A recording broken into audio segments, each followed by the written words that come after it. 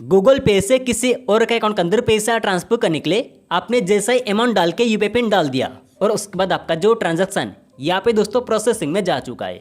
और अभी दोस्तों काफ़ी सारे यूजर एक गलती कर देते हैं कि यहाँ पे प्रोसेसिंग प्रॉब्लम को तो देखेंगे, दोबारा पेमेंट करने के लिए ट्राई करेंगे। देखिए दोस्तों, आपको इस प्रॉब्लम को सामने रख के आपको दोबारा पेमेंट करने के लिए ट्राई नहीं करना है।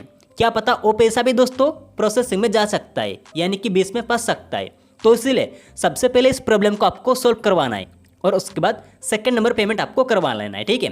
और अभी दोस्तों इस प्रॉब्लम को सोल्व करने के लिए आपको क्या काम करना पड़ेगा, देखिए मेरे बातों को ध्यान से सुनना।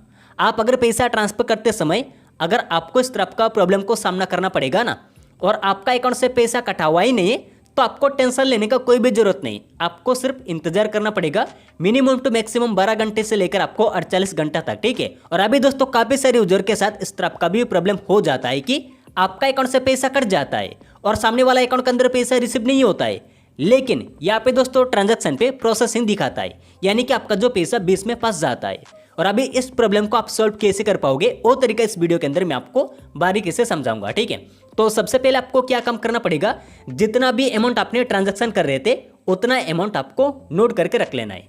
और उसके साथ ही यहाँ पे दोस्तों डेट लिखा हुआ रहेगा, ठीक है, डेट मंथ और ईयर, ये जो डेट को भी आपको नोट करके रखना पड़ेगा। और उसके बाद most important UPI transaction ID, ये जो यूपीआई ट्रांजैक्शन आईडी को भी नोट करके रख लेना है।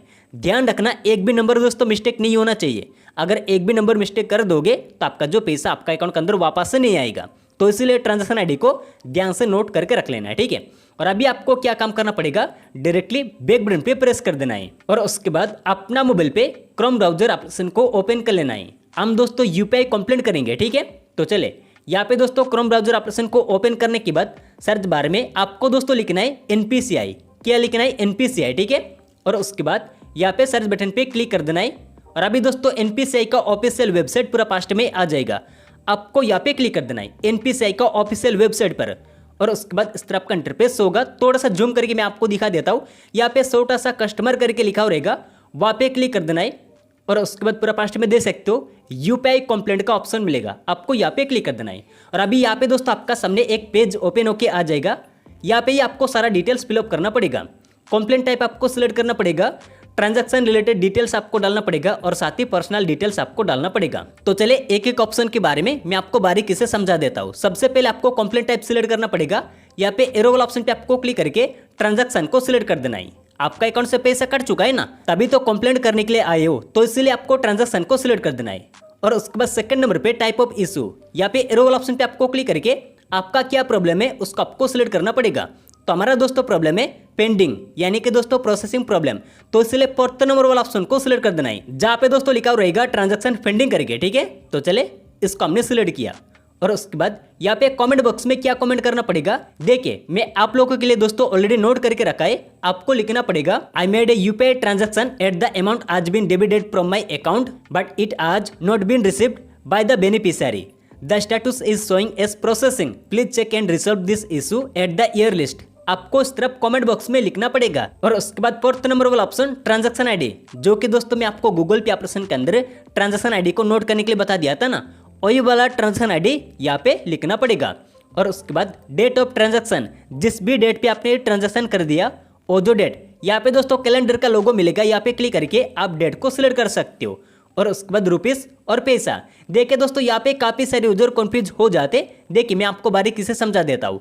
आप अगर 1000, 2000, 5000, 10,000 आपने पैसा ट्रांसफर कर दिया तो यहाँ पे आपको 1000 या 2000 जितना भी आपने ट्रांजैक्शन कर दिया यहाँ पे लिखना पड़ेगा।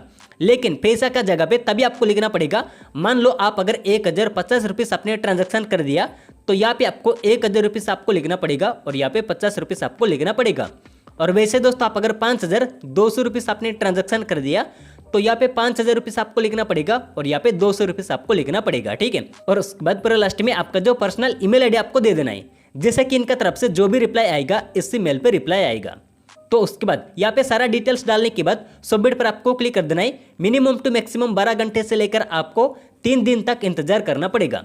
और उसके बाद आपका जो पैसा आपका अकाउंट के अंदर वापस आ जाएगा। बहुत सारे यूजर का आ चुका है दोस्तों, आपका भी आपका अकाउंट के अंदर वापस आ जाएगा। लेकिन दोस्तों तभी जब आपका अकाउंट से पैसा कट चुका है और सामने वाला अकाउंट के अंदर रिसीव भी नहीं हुआ है।